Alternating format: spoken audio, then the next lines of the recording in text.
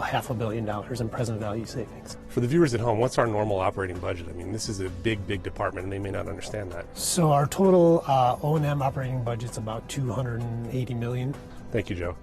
All right, we'll turn now to Jim Chrisley, one of our other deputy directors. And Jim, you've been very involved throughout 2019 and well into 2020 on many of the improvements that we're seeing, capital improvements, some of the long-term projects. Tell the viewers at home some of the things that you're working on that they may soon see when they come to the airport. You know, as Rosemary mentioned in the beginning, we are at new territory. Third record-breaking year, 51.5 million people came through this airport last year. And there's no signs of slowing down, to include the stadium and other things. So what we've been doing is trying to figure out where we can gain capacity, efficiency, and reliability in our infrastructure. So how do you do that? You look at everything. We've looked at our roadways, we've looked at our electrical systems, we've looked at our air conditioning, our baggage handling systems, as well as our checkpoints, as Ralph mentioned, and continue to look at our system of airports as well, to look at Henderson and North Las Vegas and how they can be improved to increase our ability to handle the increased workload. Specifically, with the roadway study we just finished up last year, from that we're looking at 2 projects this year that will affect our customers and people traveling to the airport. As everyone knows, that's one of the things, is getting stuck in traffic coming to the airport is not a pleasant experience, and we need to look at that and make it better. So the first one we're looking at this year, which is already under design, is to look at the intersection at Paradise and Russell. How do we increase the ease of flow for our passengers to get south on Paradise to Terminal 3? There's 3 lights currently. The project we're looking at is called what they call a high T, which will allow free flow through that Russell intersection for our passengers going to T3. Even more importantly, at Terminal 1, you know, as we, on our busy days, coming into the departures curve, the drop-off experience can be backed up, it's congested. And one of the biggest things we found is when passengers are getting dropped off on the center curb, coming across to ticketing, they slow the traffic down. So as we've done on the Strip, we're looking at how do we separate those passengers and vehicles. So we're looking at escalators, elevators, to get the passengers up and over departures curve to get them into ticketing. That's going to really provide some huge benefits in traffic flow into departures. Additionally, in baggage claim, you know, as Ralph mentioned, the passenger bridge, how do we get people up and over to the garage more efficiently to, once again, deconflict passengers and vehicles? So we're looking at adding escalators, both at a baggage claim up to level 2, as well as from level 2 down to passenger pickup. So there'll be up and over capability as well in these 2 projects coming soon. I imagine, Jim, one of the challenges you deal with is people don't realize this airport is a mix of many different buildings that were built over different eras. You have the AB gates that opened in the 1960s. Travel was a lot different then than compared to Terminal 3, which we're in right now, that opened in 2012. How does that challenge you, and how does that make it difficult maybe to integrate some of these things, but in the end, I'm sure that's what excites you about your work? Yeah, absolutely. It's a challenge, right? And it's a good challenge. We're busy. Times are good. So we have to, airlines are putting more people on airplanes. Our hold rooms were designed in a different era. How do we maximize what we have? Part of that is the hold rooms. We have a project going forth that's going to shrink unusable space and try to increase seating capacity in those hold rooms, as well as improve the look. You know, we've done A, B gates already. We're moving to C gates and then on to D gates as well. But it's a challenge to keep up with the changing industry and aging infrastructure, and it's just a constant, how do you look, evaluate, and act? And that's what we're trying to do, is act to make these improvements now. One of the things that's been in the news is the talk about a new airport out near the California-Nevada border along I-15.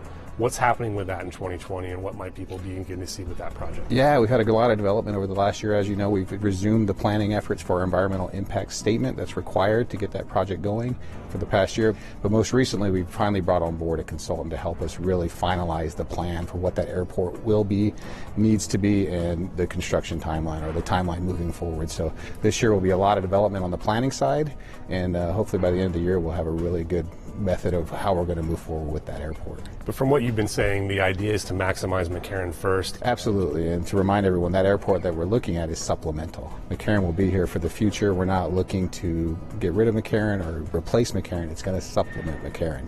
In all scenarios going forward, McCarran will be maximized, so we really need to start thinking about that now. It's a long-term project. Long-term, and we need to do a lot of things here at McCarran to get us to that point. Jim, I appreciate it. Well, Rosemary, we've heard a lot about different things that are going on within the department that you oversee.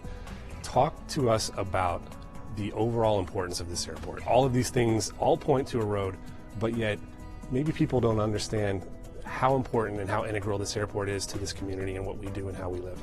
Well, what we do know is that the world comes through this airport, and we have to accommodate the world. We have to accommodate different cultures. The new businesses come through this airport. I mean, one thing that's very exciting to us right now is that the business community obviously has a lot of confidence in this airport with their development and what they're investing billions in Southern Nevada, because such a large percentage is going to come through this airport. You know, traditionally we've had our visitors and tourists at about almost 50%, and then our convention delegates are 70% come through the airport. That's going to continue. You know, we work very closely with the chambers of Southern Nevada because those businesses rely on this airport as well. You know, new entrants, new international airlines, as much as, of course, they're making the decision to come to the destination in Las Vegas, but they have to be assured that that operation is going to be seamless and low cost. And so all of that takes a part in every decision making, and we are part of all of those decisions. So we have to take that very seriously. You know, with the recent economic study that we completed, we know that 25% of all jobs in Southern Nevada are related to this airport in some manner. So that puts that importance highlighted in every decision that we make. With all of those jobs, with all of those new businesses, I imagine this system has a tremendous economic impact on Southern Nevada. What did that study tell us about that? So what that study concluded was that the value of this airport was $35 billion. But what's really exciting about that is that we had one done about 5 years ago, and we were at $28 billion. So that increase really shows that confidence that we talked about before. Confidence in the business community, confidence in the hospitality industry, and confidence of all the investments yet to come. Nothing but good things in store for this department. Aviation in Clark County is a major contributor to the economy of Southern Nevada. A recent study found that McCarran and its supporting aviation system are a $35 billion economic engine. Here's more on the study and the Department of Aviation's impact in this community. Clark County's airports bring the world to Las Vegas. They also pump money and jobs into the local economy while making travel convenient for residents. The Clark County Department of Aviation is comprised of McCarran International Airport, Henderson Executive and North Las Vegas Airports, Jean Sport Aviation Center, and Overton Perkins Field. According to a recent study conducted by Oxford Economics, McCarran and its sister airports generated nearly $35 billion in economic output in 2018. The study also found that aviation in Clark County supports 250,000 jobs, or nearly 1 in 4 local jobs, and is responsible for 18% of the area's gross domestic product. Airport activity was found to support 25% of jobs in Southern Nevada, including nearly 175,000 positions in the hospitality and transportation sectors. McCarran alone contributed 246,000 jobs, while Henderson Executive and North Las Vegas airports supported more than 1,900 jobs respectively. Well, aviation, the economic impact of aviation, 80% is attributed, again, directly to McCarran, and that's international, that's our national visitors, and as importantly, it's our locals. Visitors who arrived by way of the busy travel hub spent $12.5 billion, while international visitors spent nearly $6.2 billion. Clark County residents made frequent use of the airport as well, taking 9.2 million trips from McCarran in 2018. The number one reason is simply McCarran Airport is what people see when they first arrive, and it's the last thing they see when they leave Las Vegas. And that customer service, that experience at the airport, so important to the overall Vegas experience. Oxford Economics spoke with local business leaders who noted that McCarran was often a factor in their decisions to relocate their operations to Southern Nevada. They found the airport was able to meet their needs in supporting operations and conveniently flying in clients and team members. The confidence of the local business community in the airport's ability to accommodate record numbers of travelers is apparent. Currently, billions of dollars are invested in new construction in the hospitality, convention, and entertainment sectors. McCarran welcomes additional visitors each year while also opening the door to new markets. Businesses are better able to serve clients thanks to the airport's convenient location and top-notch service.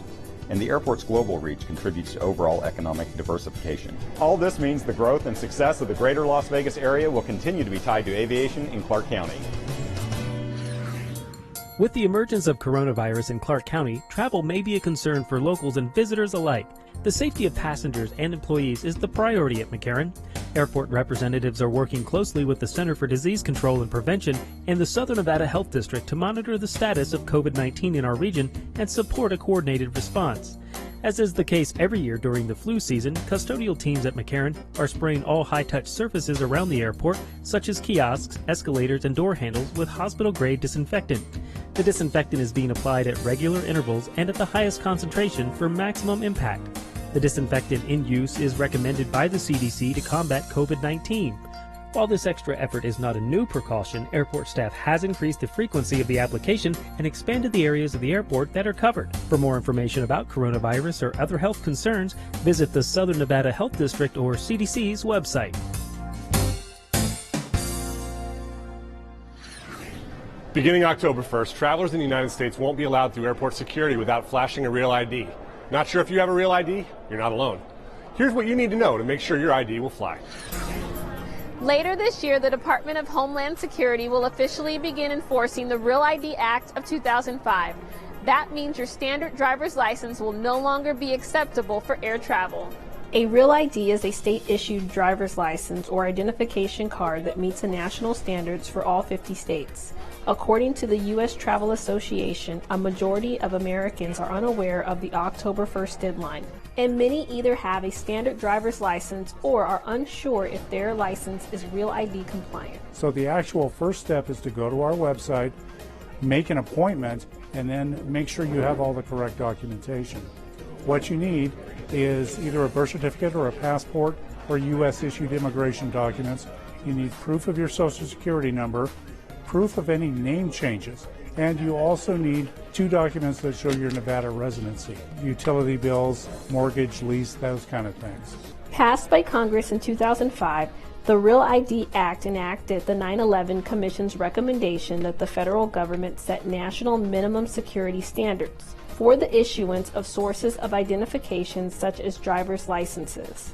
The Act prohibits federal agencies such as the Transportation Security Administration from accepting ID cards that don't meet these standards for official purposes, such as going through airport security and boarding a plane. A lot of people aren't sure whether they have a real ID or not. It's real simple. You pull out your driver's license. If there's a gold star in the upper right-hand corner, you've got a real ID. You're good to go.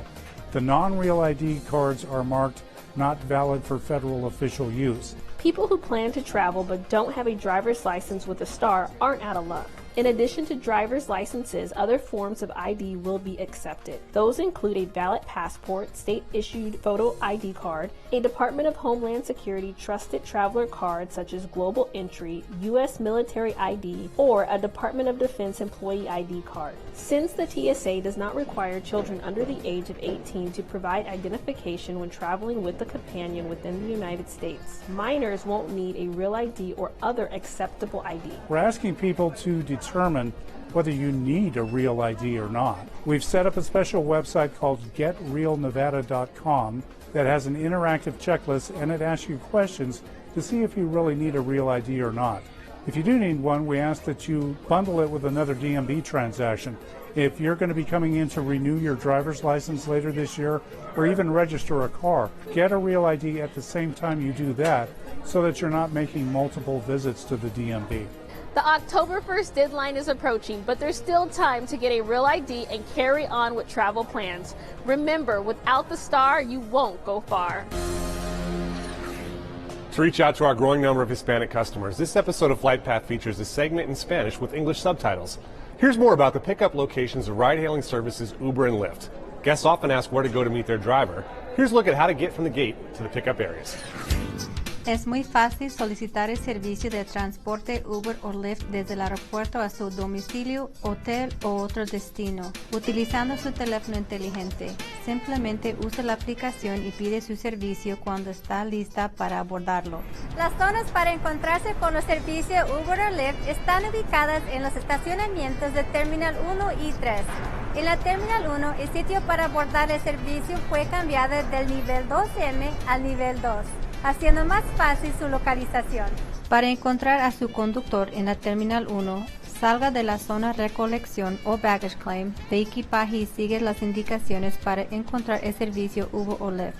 Tome el ascensor a la escalera al nivel 2.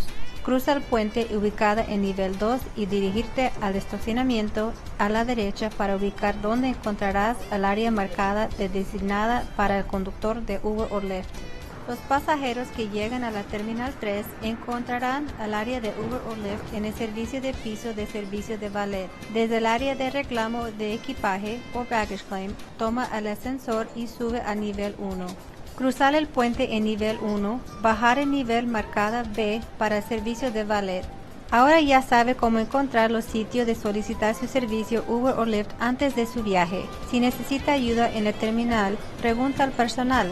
Para obtener más información sobre transportación en el aeropuerto de McCarran, visite nuestra página web en mccarran.com/transportación.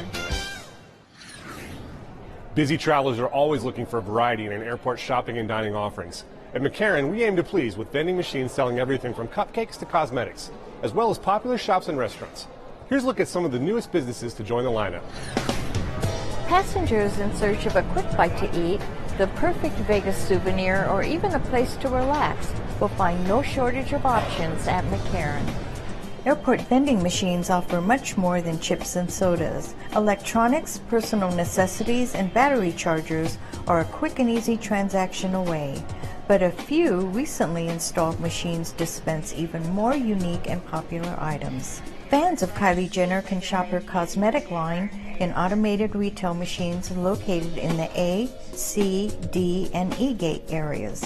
For Vegas-themed gifts crafted by local artisans, shoppers need look no further than the souvenir machine in the C concourse.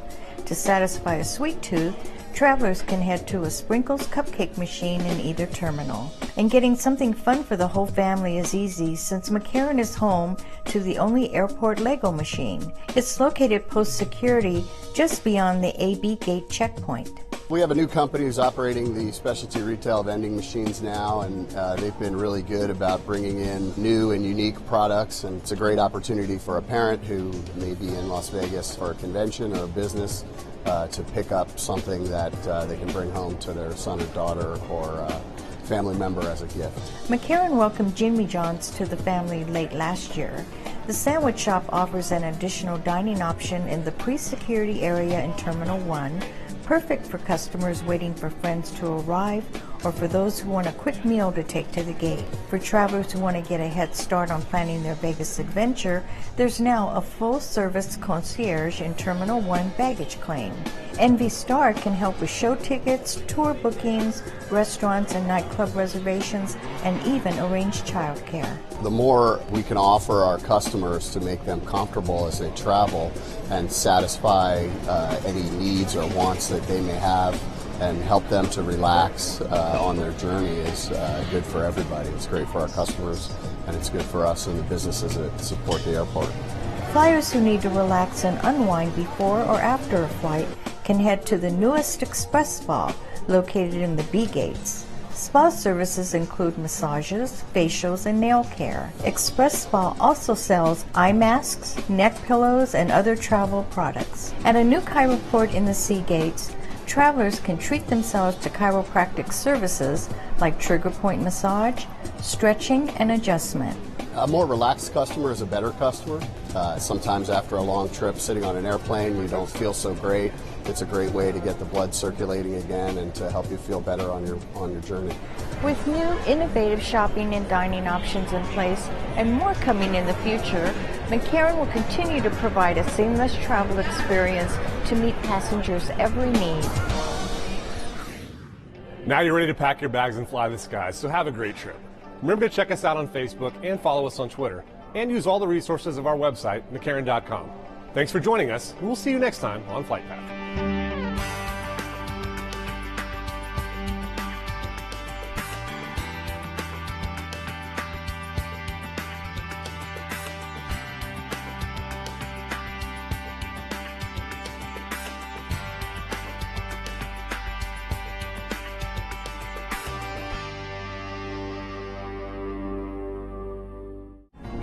You're watching Clark County Television.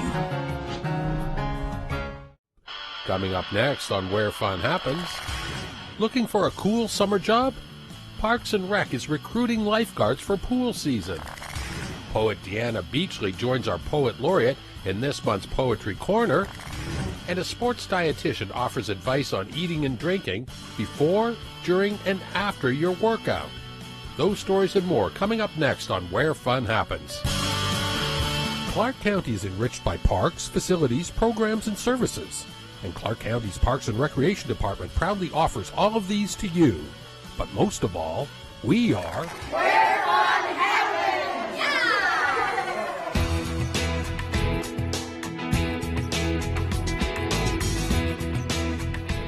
Hi, my name is Russell Thompson, Recreation Cultural Specialist for Clark County Parks and Recreation. And today we're here at the Desert Breeze Community Center for our grand reopening of our brand new fitness room, where we have plenty of brand new fitness equipment, whether it's cardiovascular equipment and strength training equipment. And what's great about all of our fitness rooms is a couple of different things. Number one, you don't have to ever sign up for any long, lengthy term contracts. Number two, we don't hold on to any credit card information, so you're not auto-billed for every day, or every week, or every month that you sign up for a gym. It's a very fun, friendly, safe, and open environment when you come to any of our facilities.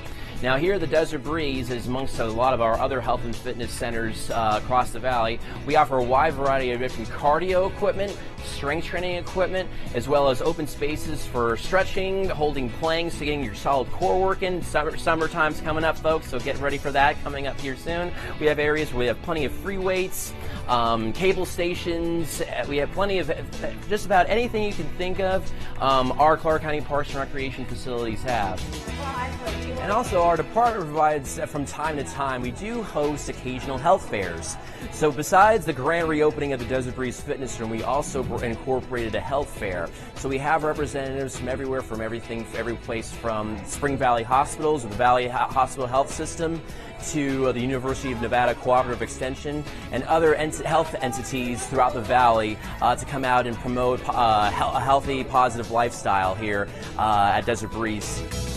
Plenty of programs that we offer throughout the valley, whether it's different classes, programs, special events throughout the year. Check us for more information on all of our different programs that we offer, whether it's health and fitness programs, sports, arts and crafts, swimming, anything that you can think of. Come and unwind with us throughout all of our Clark County Parks and Recreation facilities. Check us out at our website at ClarkCountyNV.gov/parks. Our main telephone hotline number is 702-455-8200. And we hope to see you at one of our many Parks and Recreation facilities real soon.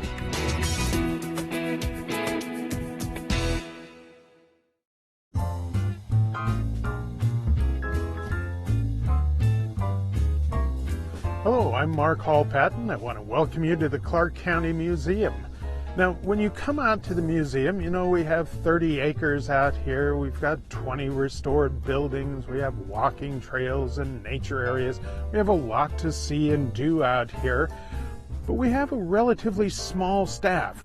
We rely on volunteers as well. We not only have the Museum Guild, but we also have volunteers that help us with our school tours. We have volunteers that help us with the collections department. But we've had one group of volunteers over the years that have done a lot of projects that have materially helped with the grounds here. And those are the Boy Scouts. These are Eagle Scouts that have come out here and done specific projects that you will see all over the grounds, and you might not even realize that they were done by Eagle Scouts. I'll take you around the grounds today and show you some of the other projects, not all of them, because we've had Eagle Scout projects done here over the last 30, 35 years and have added materially to the grounds here. One early project out here was the grape arbor here behind the Beckley House. This was originally built about 25 years ago, but like any other wooden structure in the desert, it's had to be rebuilt. So this was actually twice built as an Eagle Scout project by different Eagle Scouts over the years. But again, if you come out to the museum, you can still see it. And during the spring and summer and fall, these grapevines will cover the arbor and you will see grapes growing on them. Now, some of the projects that the Scouts have done over the years, that the Eagle Scout projects have done, have been repainting projects. An example that's ongoing right now, 2 Eagle Scouts have painted the front and the side of the chapel Another couple of projects are going to paint the back and the other side of the chapel. Other buildings out here that have been done by Eagle Scout projects have included the Beckley House and the Townside House. These are ongoing projects. They're done once, and then after 4 or 5 years, they need to be done again. Just like anybody else's house, these houses have to be kept up. And so when somebody comes in and wants a project, that's one that's often available.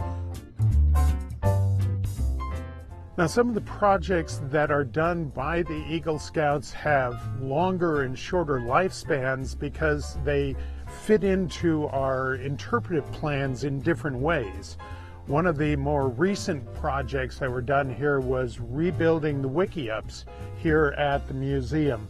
These are rebuilt every year because that's how the Paiutes actually use them. They would come down, they would build the wiki-ups, they would use them, and then they would walk away from them and let them go back into nature. And much earlier project, which is right behind me, right centered behind me, is a blacksmith shop that was built a little over 30 years ago as part of the ghost town. That too was an Eagle Scout project. One other new Eagle Scout project out here that was just finished within the past few months is this new portion of our outdoor walking trail. Now, this part of the trail we've had for quite a few years out here, but we wanted to expand it so that we could show this other part of the natural area out here at the museum. So we now have a new loop that you can walk on. You take this loop and it hooks back in with this trail. This one's the original half-mile loop. You can take that, or if you want a little bit longer walk, you can take this loop and it'll take you on about another, half mile, and you can go on it. So you can see some of the projects that have been done out here, and I hope that you'll come out and visit all of those projects and of course the rest of the grounds. Remember, we are only open 7 days a week, 9 to 4:30. It is $2 to go through, unless you're like me and over 55, then it's $1. Or if you're under 18, which I am not, but then it's also only $1 to come through. So please come out and join us at the Clark County Museum.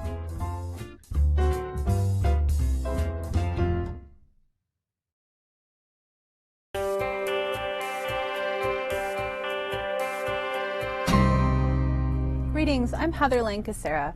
I'm Clark County, Nevada's Poet Laureate, and I'm so excited to be here with you today at the beautiful Clark County Wetlands Park. I love it here. It's one of the places where I come to read and write frequently. Just gorgeous. So I'm really excited today to have a wonderful local poet and educator here to read for us. She's one of the contributors to Sandstone and Silver, an anthology of Nevada poets who give back to our community, one of my Poet Laureate projects.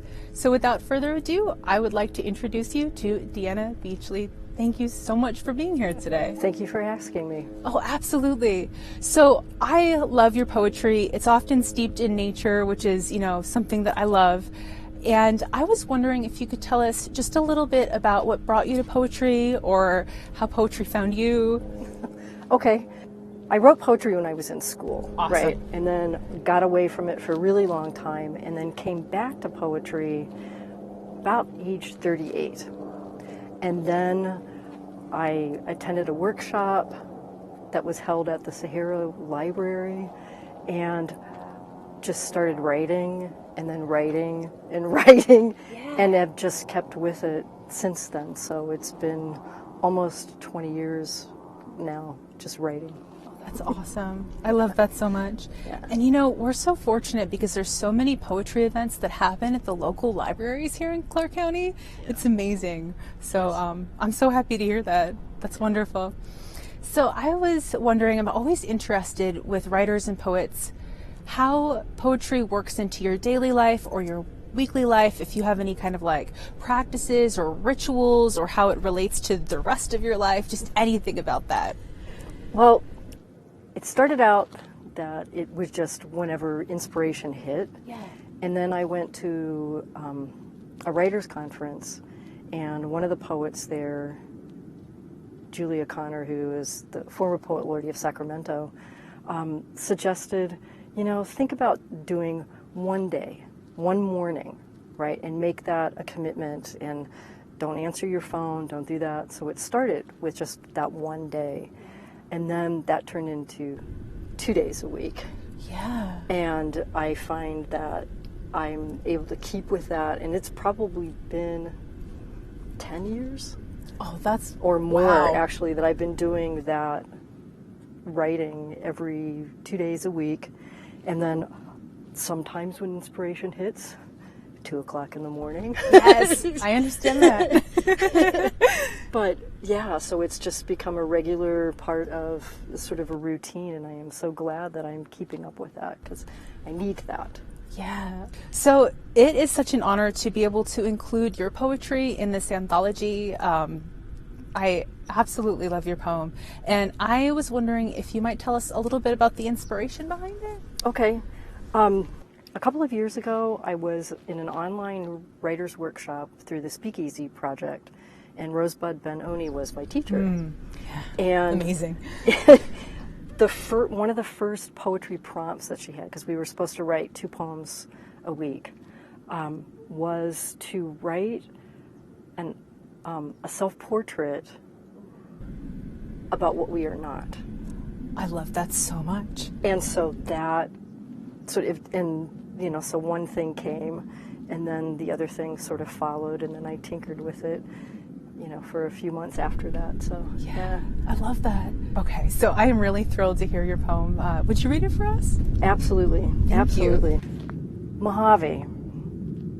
I am not a fan of the word moist. I moved to the desert to escape the drop of sweat and the décolletage, the stickiness of hugs, the pervasive reminder of fertility, fabric rubbed between thighs. I crave open spaces, the subtlety of green, but I am not without contradictions. My home is laden with crystals, rocks, feathers, bird nests, dried bones, shells. The window blinds remain down. I want my sky unencumbered by trees and tall buildings, to see my scars visible on the page. Thrust faults carry the weight of the past. Décollements reveal the weakness. Lay it all out there to be desiccated by the sun. Oh, that's so gorgeous. Thank you so much for sharing that with us. Thank you. Thank you for asking me. I appreciate that. Yeah, so beautiful. And thank you for being here with us today and for everything you do for our community as an educator. I appreciate you. Thank you. Thank you. So, thank you so much for joining us today for poetry at the Clark County Wetlands Park. I highly recommend coming here and, just doing a little writing or reading. So beautiful.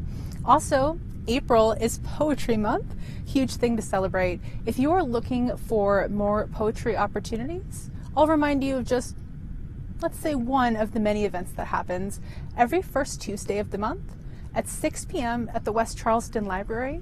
I co-host Poet Laureate and Pals Open Mic. You can bring a poem or two, a friend or two, or if you'd prefer, you can just bring yourself to listen. We would absolutely love to have you there. Of course, it's free and open to the public, and we have a really good time. If you'd like to find other poetry events, you can visit the Clark County Parks website and click on the Poet Laureate icon. We keep the calendar up to date, but I definitely hope to see you out and about for poetry during Poetry Month. Thanks so much.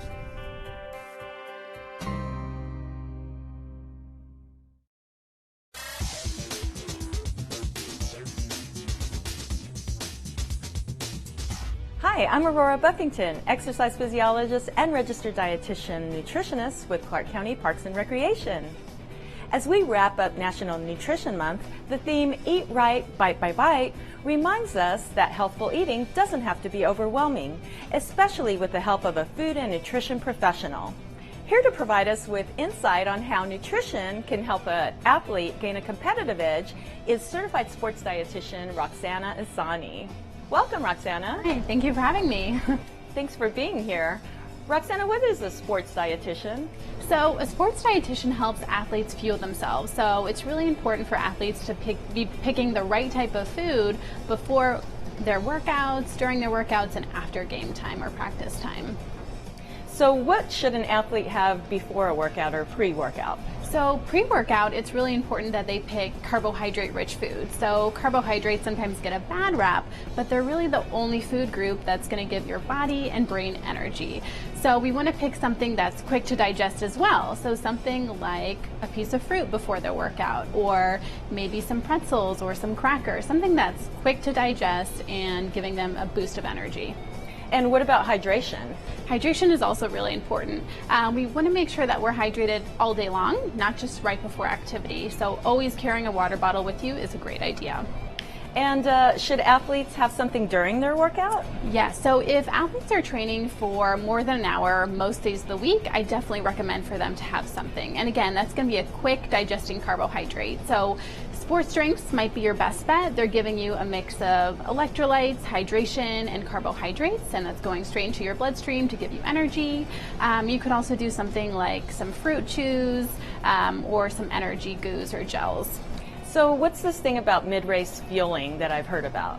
So after 90 minutes of intense activity, your glycogen stores, which is a storage form of glucose, gets depleted. So that's why it's really important to be having something during your workout, especially athletes who are on the field for maybe 2 or 3 hours. They need something during the workout. And do they need anything after a workout? Yes, so it's definitely really important to have something after a workout as well.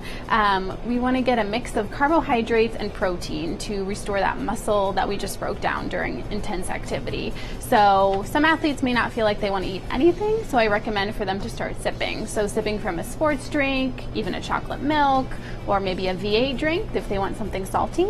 And then 2 hours after they're done with their workout or game time, we want them to have a balanced plate. So having some protein on their plate, some carbohydrates, like grains, for example, a lot of fruits and vegetables as well.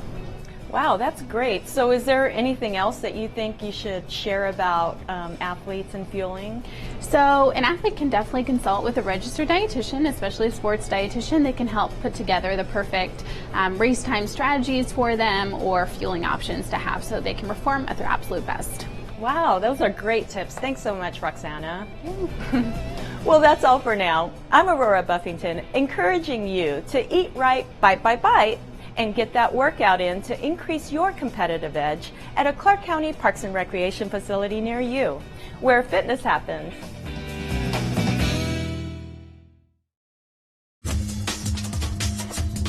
It's the best cultural center in all of Clark County. Welcome to Winchester. Hello, my name is Irma Varela, Program Supervisor at Winchester Cultural Center. I'm here to let you know of the new things that are coming at the center. We have the Clark County Poet Laureate, Heather Lancasera, who's going to be introducing the community their new anthology that is called Sandstone and Silver. The program is going to start at 2 p.m. It will showcase the poets that wrote the poems in the anthology. The program is free. On March 28, we have Russian Jewish Seasons by the International Cultural Season Series. The program is led by pianist Dr. Maria Picharensko with special guest artists. Tickets are $12 in advance and $14 on day of the show. Also, at Winchester, we would like to invite you to come and participate on the trip for seniors. They're going to Science National Park. The price is $35 and the day would be on Wednesday, April 29. The seniors are leaving at 7:30 in the morning and they're coming back at 8:15 p.m. It's a whole day trip. Another program that we have prepared for seniors is special speakers from the Better Business Bureau. They're going to come and speak to the seniors and talk about how to be a savvy senior. And that's going to be on March 24 from 11 in the morning to 12 p.m. This is a free program for seniors. So we hope to see you at Winchester. Come and see the many programs we have to offer for seniors, children, and the family in general. Our concerts are great. Our theater has been renovated. We are right now on a soft opening, which we're trying to find out how people feel about the theater and the changes we have made, so we can continue improving the service that we want to give you. Thank you. Hi guys, this is Adam from Winchester Dondero Cultural Center. I'm here to talk to you guys about a couple of the classes and events we have coming up here at the center. So first up, I want to talk to you about our new guitar class, Guitar Jam. So Guitar Jam is going to be learning group guitar. So you're learning how to play your guitar, but you're learning from your peers and your instructor in a group setting, so you guys can make some nice music together. That class will be starting on Wednesdays from 5:30 to 6:30 and will be $18 a month. Come down and enjoy learning the new instrument. Second up, I want to talk to you about our Create a Zine Poetry Workshop. So that will be April 21st at 6 p.m. and that poetry workshop will be completely free. Bring down your favorite poem, bring down a few lines from your favorite script, or just bring yourself. You're going to be learning how to make self-published poetry books. That class should be a lot of fun, and we're really excited to have Heather Lancasera come and run that workshop for us. Finally, I want to talk to you about our new vocal lessons. So we have a private instructor, Marco Varela. He'll be teaching our vocal lessons here at Winchester. That will be Tuesday starting at 6 p.m. for half-hour lessons, so 6 to 6:30, 6:30 to 7, 7 to 7:30, and that'll be $84 for a 6-week session. Please come down. He's an amazing and super talented musician. We would love for you to learn how to sing, and we hope to see you here.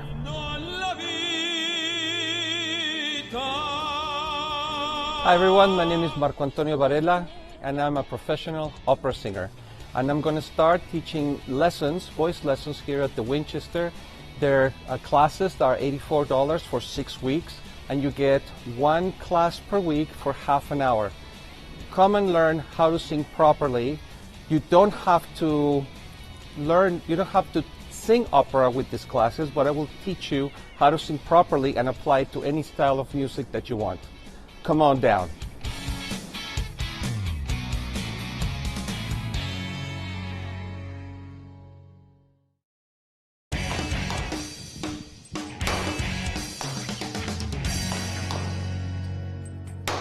Hi, I'm Steve Carmichael, Senior Administrator from the Clark County Shooting Complex. It's spring and we have a ton of activity lined up this spring at the Clark County Shooting Complex. We also have some new equipment I want to tell you about. The Rifle Pistol Center is fully stocked with Sig Sauer, handguns and rifles. I think you'll see a whole new look when you go in the shop. There's great branding has been done there by Sig Sauer. They provide us some great equipment for you to rent, so be sure and check it out. We also have the new Fair Carrera over and under shotguns down at the Shotgun Center. We have them both in 12 and 20 gauge. A lot of league activity going on. The Rimfire League starts up on March 19th. There's a Wednesday night trap and skeet league. And be sure and put March 28th on your calendar. We're going to celebrate our 10th anniversary of the opening of the shooting complex between 1 and 3 p.m. We'll have recognition of some of the people and the visionaries that put this facility together. There'll be free food from Roadkill Grill, and there'll be free shooting at trap, skeet, air gun, and archery. We've got stuff for the kids, for the ladies. Be sure to check it out. March 28th, put that on your calendar. Come out and see us real soon. We're at the only outdoor facility that's rated 5-star by the National Shooting Sports Foundation. Be sure to come out and check us out. Hi everyone, I'm Martin Olson with the Nevada Department of Wildlife here at the Clark County Shooting Complex to give you an update on some of the activities that we got going on here this month. First of all, you know, the big game draw is opening in mid-March, and we extended the deadline this year to May 4th. So we're having a tag application workshop right here at the Education Center at the Clark County Shooting Complex. Tips on our new website on how to apply for these tags. Now you can take several classes right here at the Shooting Complex by going to register-ed.com and signing up for one of those classes.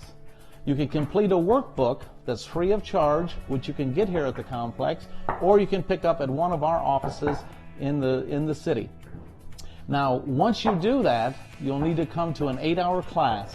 So that's why I say don't delay on getting that education under your belt, because you don't want to wait till the last minute and then need to find a class. Also out here, we've got coming up at the end of March is going to be a beginning rifle course. Those courses you also need to sign up at register-ed.com. Only look under Advanced Hunter Education for those courses.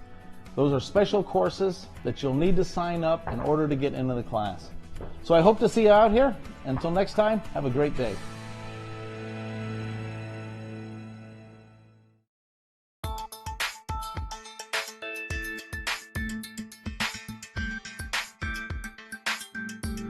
Hi, my name's Travis Smith. I'm a recreation specialist for Clark County Parks and Recreation. We're here at the Desert Breeze Aquatic Facility, and I'm here to tell you it is that exciting time of the year again.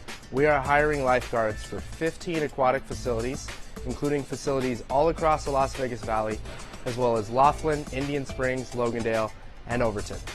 We're hiring positions such as lifeguard, water safety instructor, and even cashiers for all of these facilities. We have pay ranging from $9.50 an hour all the way up to $15.50 an hour, depending on years of experience, certifications, and your position. In order to work as a lifeguard, you're going to have to be first certified. We're offering multiple certification classes all throughout the spring, including many classes during spring break at our various facilities. It's very easy to get certified. First, you need to sign up for the class. You can do that in person at any one of our major facilities: Hollywood Aquatic Center, Desert Breeze Aquatic Facility, or Aquatic Springs Pool. If you sign up for a class and intend to work for Clark County Parks and Recreation, we offer a huge discount for these certification classes. If you take your class before spring break, it's only $70, and even if you take it after spring break, it's only $85, which is more than half the rate that you would normally be charged for certification classes. So this is a great deal for you. Once hired, working for Clark County Parks and Recreation Aquatics, it's a great job to have. It's a lot of fun. It's a great springboard to other careers, such as EMTs, firefighters. Some of our staff have gone on to be police officers, recreation specialists, or work in other major careers around the country. So it's a great job to get your very first start for your career. It's also a great job to make a little bit of extra money during the summer to pay for your college tuition in the fall.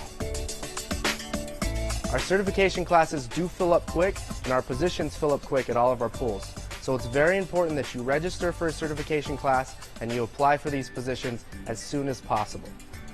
You can register for certification or pick up an application at our major facilities: Hollywood Aquatic Center, Desert Breeze Aquatic Facility, or Aquatic Springs. Or you can register online at www.clarkcountynv.gov/parks. If you have any other questions, you can call us at the office at 702-455-7798. We look forward to seeing you this summer.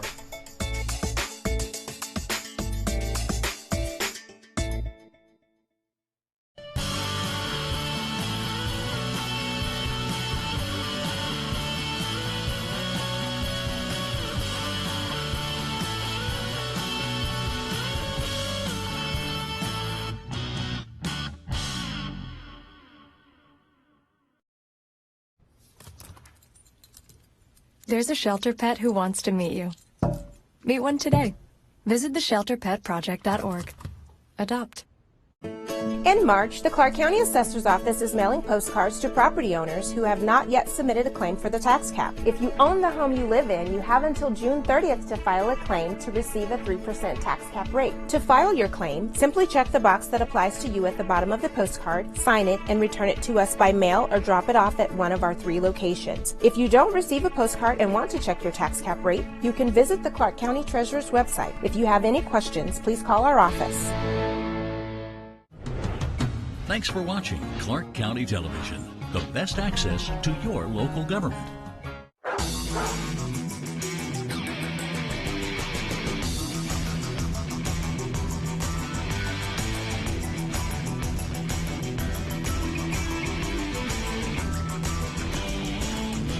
Hello, I'm Randy Swallow. Welcome to County Critters. Critters will showcase our animals and the people who give our canines, kitties, and other best friends the attention they so richly deserve.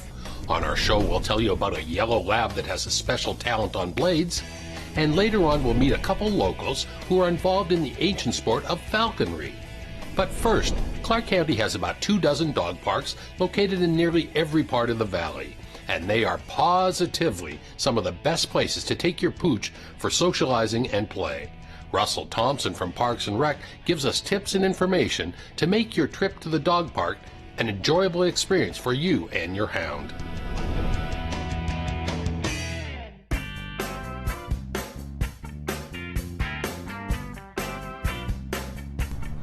For about the last 20 years, dog parks have become commonplace here in Clark County. Pretty much any new park we build, there's a dog park like this involved. Give our viewers some tips of how to make their dog park experience a better one.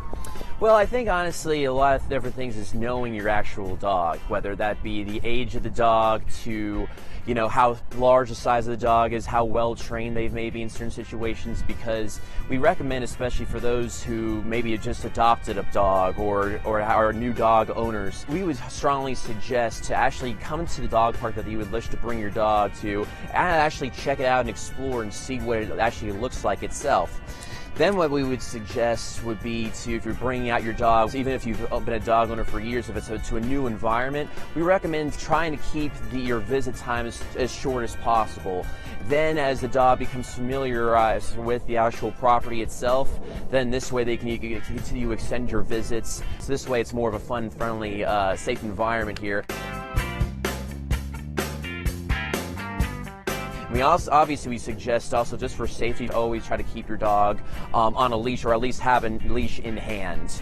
So that's what we would suggest. And actually that is even our law then. We just saw a dog owner come in here, you leash your dog from your car to the dog park, and then of course that's the benefit of taking your dog off leash into these dog parks, right? That's correct, yes, because like I said, if you can obviously, we're at the Desert Breeze Park, for instance, there are different zones that we have here. So obviously we have a zone area for small dogs, medium-sized dogs, large-sized dogs. The dog get more exercise besides being on a leash, because, you know, sometimes we make like fun for them, you know, and I guess owners. Dogs, I also like to, you know, pet them if they want me to pet them, of course. And then for them, it's like they're meeting new friends every day. What's good about keeping your dog on a leash too is, especially before you enter the park, is, you know, obviously we have cars that try to park through. People may or may not see where they're going, so it's a good thing to keep not only other dogs safe but your dog safe as well. Most of our county dog parks have a double gate like we see right behind here. What's the benefit of those? Explain how this works. Well, I think it would pretty much basically imagine it's kind of like a solid barrier, because this way, once you actually get your dog into the zone area here, if you need to actually double check to make sure your dog has been leashed properly, depending on now that you're kind of getting a little bit more closer into the actual park itself, maybe the dogs might be coming up and rushing up to that particular dog, so it's kind of a safe barrier. Give us some other dog park tips and etiquette. Be aware that dogs have different play styles, so educate yourself about dog behavior. Behavior that concerns some dog owners may simply be a rambunctious play style. Always respect another dog's owner's wishes if they are not comfortable with how your dog is interacting with theirs, and simply just move to another part of the park for a while. Leash up and leave if your dog is acting in an aggressive manner or having a bad day. Children under 5 years of age are not allowed in the fenced-in off-leash area. An adult must accompany children under 12 years of age, and this is a dog park. Not all dogs are child-friendly, so never allow your child to approach or pet a strange dog. Obviously, most